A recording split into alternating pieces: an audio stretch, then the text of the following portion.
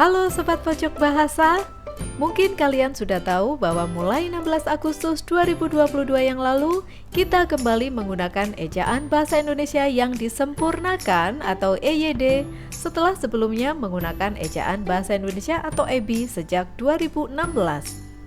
EYD yang kita gunakan sekarang adalah EYD edisi kelima.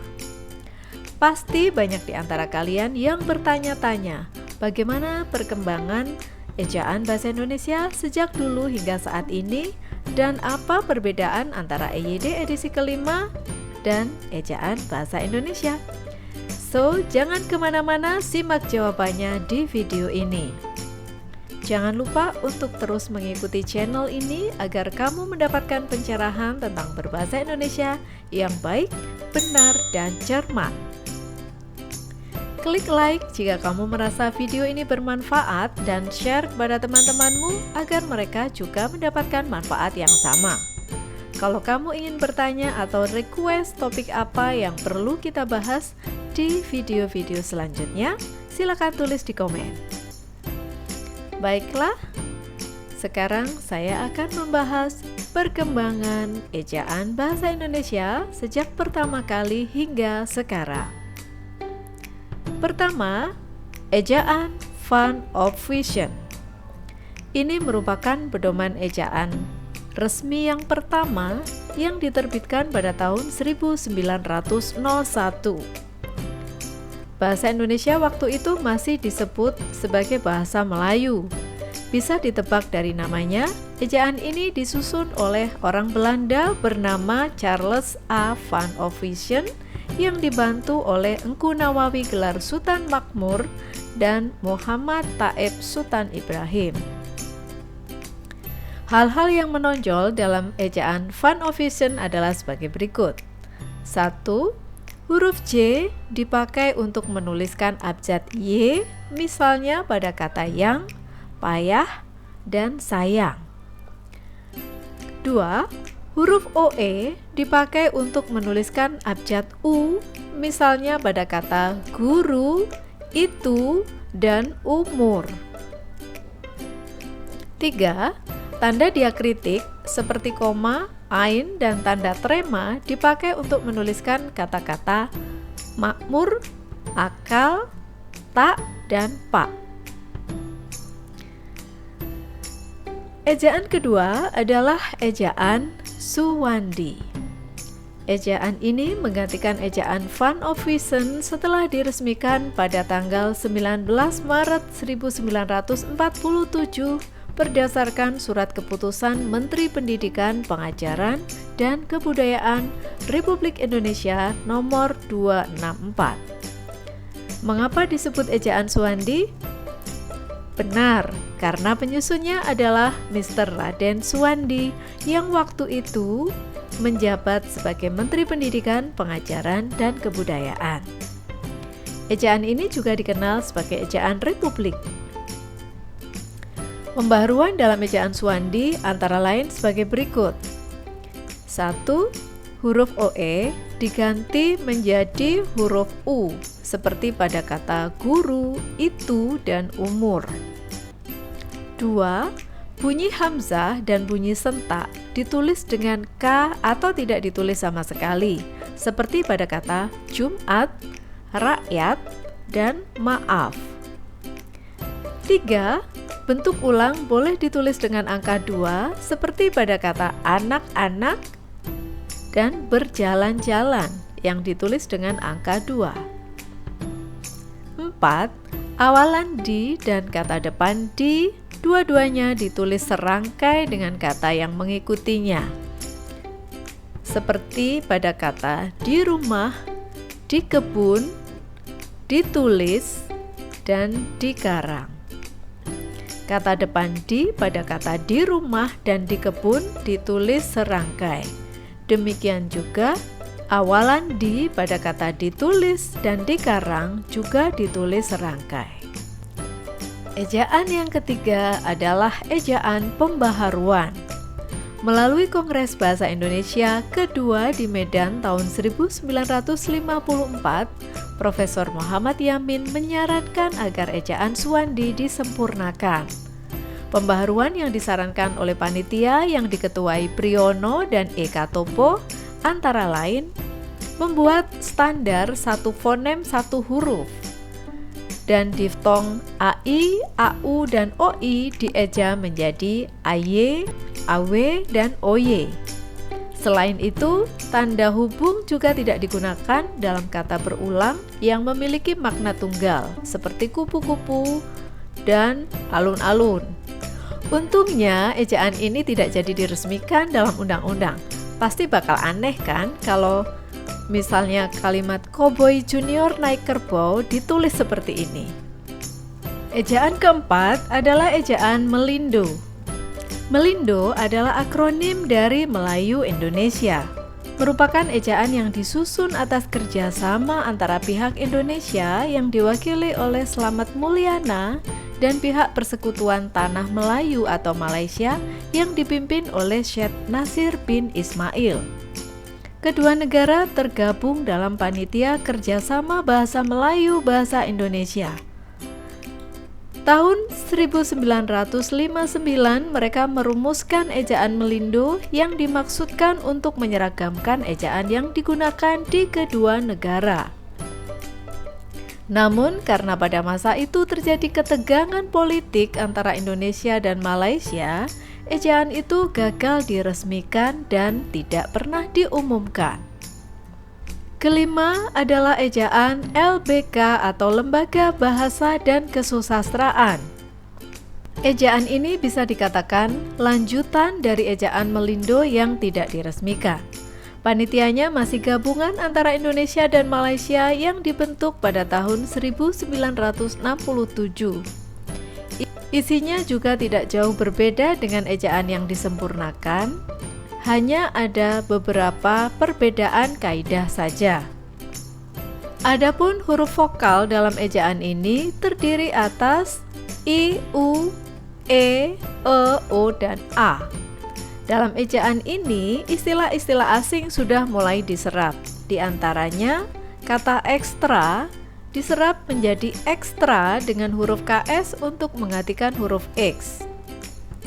Kemudian ada kata kolb dari bahasa Arab yang diserap menjadi kalbu. Keenam adalah ejaan yang disempurnakan atau sering kita sebut EYD. Kamu pasti sudah kenal dong ya dengan ejaan ini. Ejaan ini berlaku sejak tahun 1972 sampai dengan 2015. Di antara deretan mantan ejaan di atas, EYD inilah yang paling awet. Ejaan ini mengatur secara lengkap kaidah penulisan bahasa Indonesia, antara lain tentang unsur bahasa serapan, tanda baca, pemakaian kata, pelafalan huruf E, penggunaan huruf kapital, dan penggunaan huruf miring. Selain itu, huruf F, V, Q, X, dan Z yang kental dengan unsur bahasa asing secara resmi menjadi bagian dari bahasa Indonesia. Ketujuh adalah ejaan Bahasa Indonesia atau EBI. Berdasarkan Peraturan Menteri Pendidikan dan Kebudayaan Republik Indonesia Nomor 50 Tahun 2015 tentang Pedoman Umum Ejaan Bahasa Indonesia, EBI pun resmi berlaku sebagai ejaan baru bahasa Indonesia. Latar belakang diresmikannya ejaan baru ini adalah karena perkembangan pengetahuan, teknologi, dan seni sehingga pemakaian bahasa Indonesia semakin luas. Ejaan ini menyempurnakan EYD terutama dalam hal penambahan diftong, penggunaan huruf kapital, dan huruf tebal. Berikut ini beberapa hal baru dalam ejaan Bahasa Indonesia atau EBI. 1. Diftong yang berlaku adalah AI, AU, EI, dan OI. 2. Terdapat 3 cara pelafalan huruf E, yaitu E, dan E, seperti pada kata enak, kena, dan militer.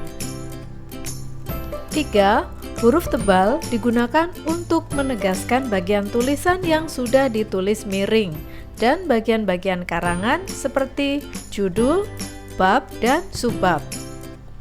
4. Huruf kapital digunakan pada nama julukan seseorang. Misalnya, Pak Haji Bahrudin dengan huruf P, H, dan B yang ditulis kapital.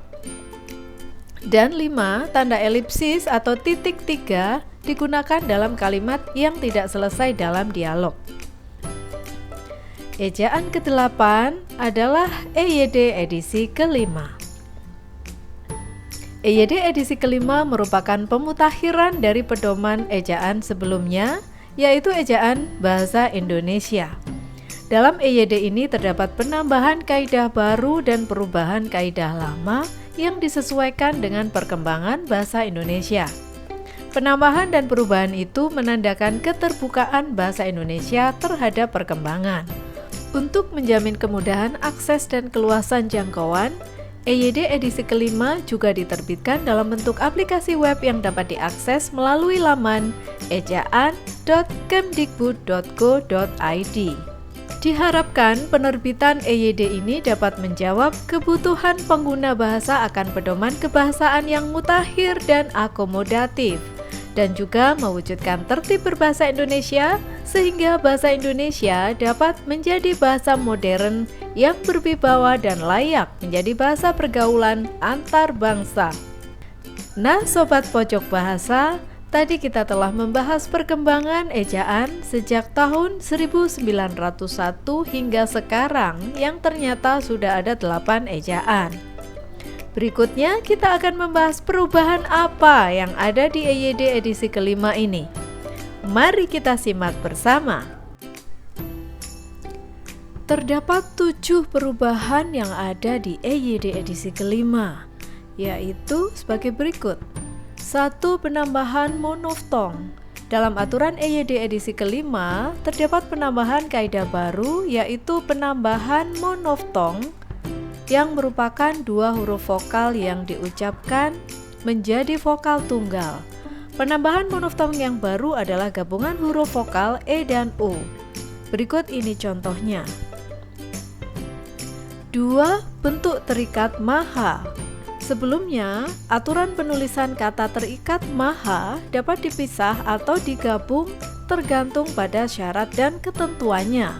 Pada EYD edisi kelima, bentuk terikat maha dan kata dasar atau kata berimbuhan yang mengacu pada nama atau sifat Tuhan ditulis terpisah dengan huruf awal kapital sebagai pengkhususan. Contohnya, yang Maha Esa tetap dipisah, tidak mengalami perubahan. Tuhan yang Maha Kuasa yang sebelumnya penulisannya dirangkai berubah menjadi Tuhan yang Maha Kuasa dengan penulisan dipisah. Maha Adil yang sebelumnya penulisannya dirangkai berubah menjadi Maha Adil dengan penulisan dipisah. Yang Maha Pengasih dan Tuhan yang Maha Pemberi Rezeki, dua-duanya dipisah dan tidak mengalami perubahan. 3. Perubahan redaksi dipakai. Terdapat perubahan redaksi dipakai yang digunakan pada Puebi menjadi digunakan pada EYD dalam penjelasan kaidahnya. Misalnya di Puebi dalam penjelasan tertulis huruf kapital dipakai sebagai huruf pertama awal kalimat. Di EYD diubah menjadi huruf kapital digunakan sebagai huruf pertama awal kalimat. Perubahan keempat adalah pemindahan kaidah. Kaidah yang dimaksud adalah tentang penulisan unsur serapan berupa imbuhan yang semula ada di Puebi atau diatur dalam ejaan, dipindahkan ke Pedoman Umum Pembentukan Istilah atau PUPI. Perubahan kelima adalah penghapusan kaidah penggunaan tanda titik dalam daftar pustaka dari ejaan. Dalam Puebi, terdapat kaidah bahwa tanda titik dipakai dalam daftar pustaka di antara nama penulis, tahun, judul tulisan yang tidak berakhir dengan tanda tanya atau tanda seru, dan tempat terbit. Di dalam EYD edisi 5, kaidah tersebut dihapus sehingga tidak lagi diatur dalam ejaan, tetapi akan dimasukkan ke dalam pedoman teknis penulisan karya tulis. Perubahan keenam adalah perubahan pada contoh. Di PUEB tidak ada pembagian unsur serapan umum dan serapan khusus, sedangkan di EYD kelima unsur serapan dibagi menjadi serapan umum dan serapan khusus. Terdapat penambahan dan perubahan contoh pada kaidah penulisan unsur serapan. Dan perubahan yang ketujuh adalah perubahan tata penyajian isi. Perubahan ini terjadi pada penulisan unsur serapan umum bahasa Arab. Tercatat EYD telah mengalami perubahan sebanyak 5 kali. Nah, Sobat Pojok Bahasa, kita telah membahas perkembangan ejaan bahasa Indonesia sejak yang pertama, yaitu ejaan Van Ophuijsen sampai dengan EYD edisi kelima. Di video-video selanjutnya, kita akan ngulik lebih dalam lagi kaidah-kaidah yang ada dalam EYD edisi kelima ini. Semoga video ini bermanfaat. Sampai jumpa.